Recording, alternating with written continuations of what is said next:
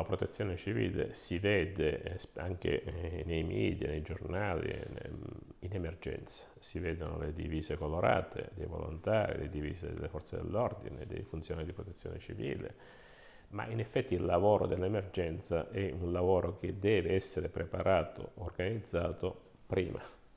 Ed è la fase che non si vede, la previsione del rischio, la preparazione al rischio, che è la cosiddetta prevenzione.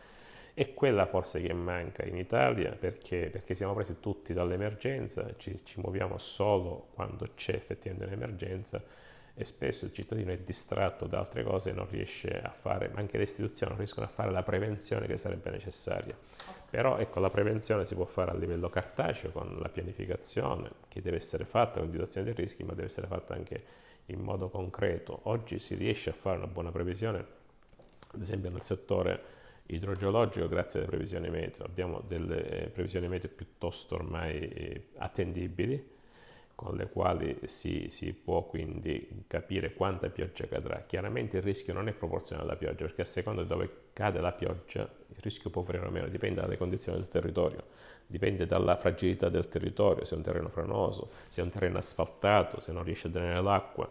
E lì entra in gioco quindi nella nostra fase di previsione interfacciamo i dati di pioggia con i dati del territorio e cerchiamo di capire il rischio che si prefigura, se è alto, basso o medio e intermedio. Sono i cosiddetti avvisi di protezione civile che non sono bollettini meteo, attenzione.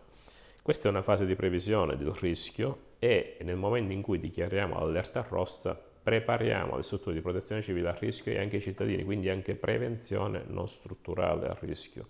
Quindi previsione, prevenzione, gestione dell'emergenza malaguratamente dovesse succedere ed è quella che si vede, ma quella riesce bene la gestione dell'emergenza solo se sono state fatte bene le prime parti che sono quelle che non si vedono.